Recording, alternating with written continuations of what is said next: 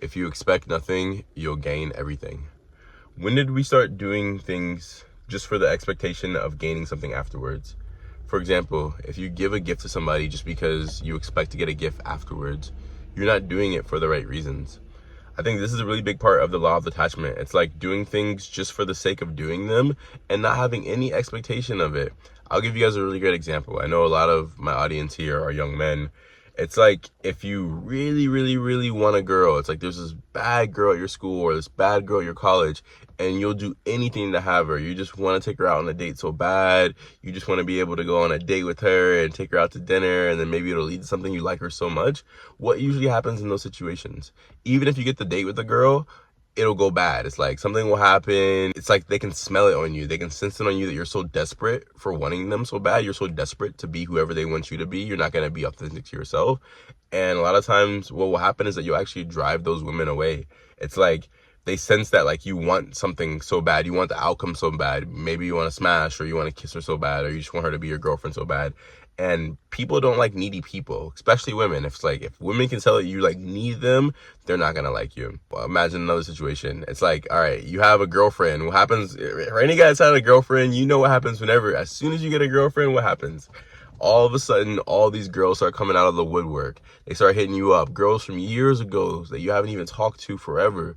They'll slide into your DMs or they'll text you, hey, how are you doing? It's been a little bit of a minute. Well, why is that?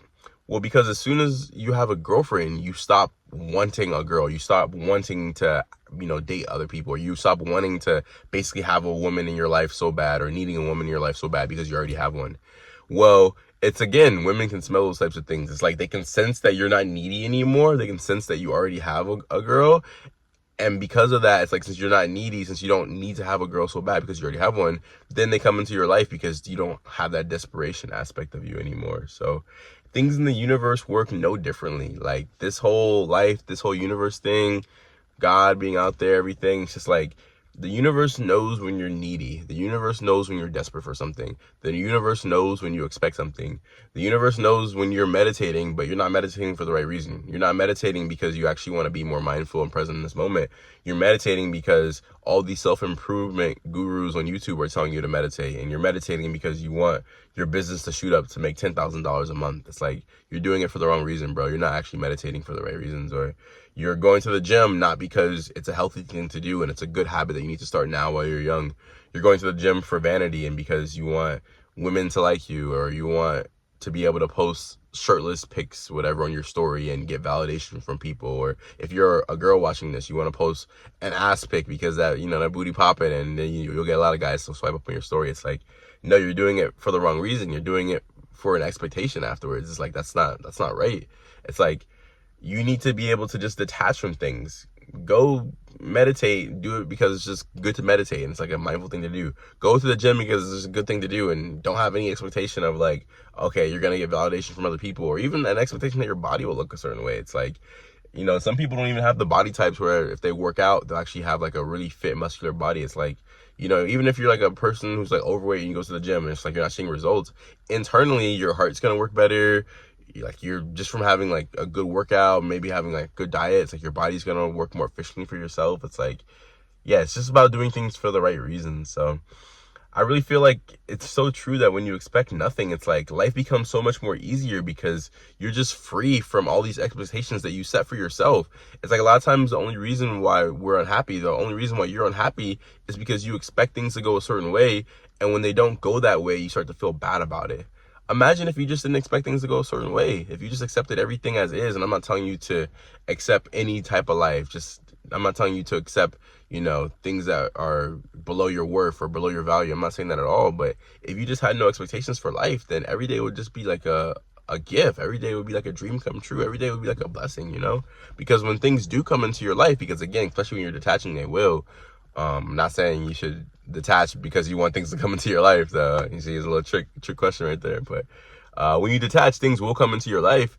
but you don't even care about it, you know? Like, it's just like, oh, well, this great thing happened. Like, that's dope, I guess, you know? Like, I'm thankful for it, you know? You can be grateful for things when they come into your life, but I have no need of expectation for it, because you scare things off when you have an expectation for it. I'm gonna give you guys a really good story time about this, an example of this within my own life, and actually a method that you guys can use as well too, if you're ever feeling like anxious, or if you're ever feeling like attached to like an outcome of something. So before I got my first apartment here in Los Angeles, I was 21 years old. I was living with roommates at the time, but it kind of became like a toxic living situation. I knew I needed to get out. So I started going and doing all these home tours, touring different apartments around LA, all around LA. And basically right off the bat, I think I applied to like 2 apartments, and I immediately got denied by both. Like, basically I didn't get approved. And during that time, there were only a couple apartments that were in the neighborhoods that I wanted to, that were in my budget range that I wanted to live in. So I'm like, dang, I already got, you know, I wasn't approved for 2 of them. If this happens for like the, you know, the last 2 or the last 3 that I applied to, then I'm just not gonna have a place. So I was feeling super worried, super anxious. I was praying to God, please, please, please. Like, I really hope this thing happens. I really need this apartment.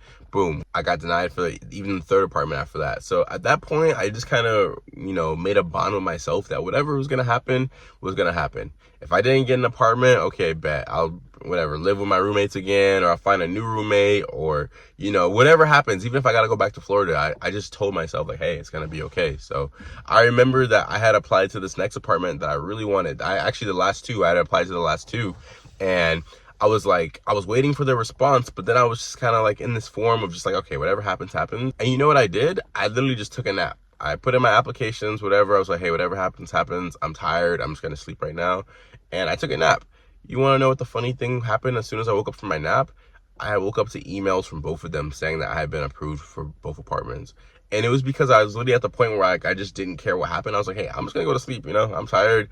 I'm chilling. Whatever happens, I know I'm going to be okay. So I feel like that's like a really good example of like, that's what happens when you just kind of let go of things. When you let go of outcomes, it's like you allow things to happen naturally as they should. And that's the method that I was telling you guys about. You can actually use this to your advantage. If you're ever feeling anxious, if you're ever feeling attached to an outcome, I found that by taking a nap, it's such a really good way to like almost forcefully make yourself detach. Like, when you go to sleep, it's like you're not conscious. Your subconscious is kind of whatever, still there, whatever, but your conscious brain is turned off when you sleep. So if you guys are ever in a place where like you really need to detach from an outcome from something, but you can't stop getting it off your mind, you can't stop worrying about it, you can't stop feeling like that fear in your heart, or like that funny feeling in your tummy, just take in your tummy, that's so crazy, in your stomach, just take a nap. Just go to bed, you know, like, just know that everything's going to be okay in the morning, or everything's going to be okay when you wake up.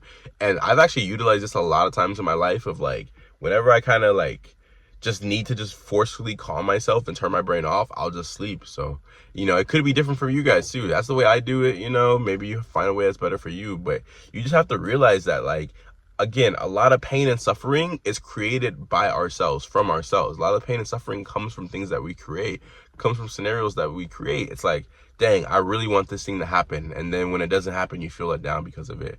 Imagine if you wanted something to happen, and then if it didn't happen, you were just okay with it. It's like, oh, okay, well, you know, like, this didn't happen. It must be for the best. It's like, that's how you have to start viewing things, you know? Like, just be super chill about stuff. Like, don't make things such a big deal. Like, I think especially like currently as well too, it's like, it's so easy to kind of blow things out of proportion, you know? But just chill, you know? Just know that everything's gonna be all right, you know? Detach, let life flow as it naturally should be, and I promise you, your blessing will still come. You're not gonna get left behind. It's gonna be okay. So if you guys resonate with this video, comment down below. Like, are you having a hard time detaching from things? What are some things that you're having a hard time detaching from? We could kind of help each other out in the comments. But if you guys like today's video, make sure you give it a thumbs up, hit the subscribe button, and turn on post notifications, because I do post videos like this every single day. And if this video resonated with you, I actually have another video over here breaking down the law of detachment a bit more that you guys should check out next. I love you guys, and I'll speak with you very soon. I'll see you tomorrow.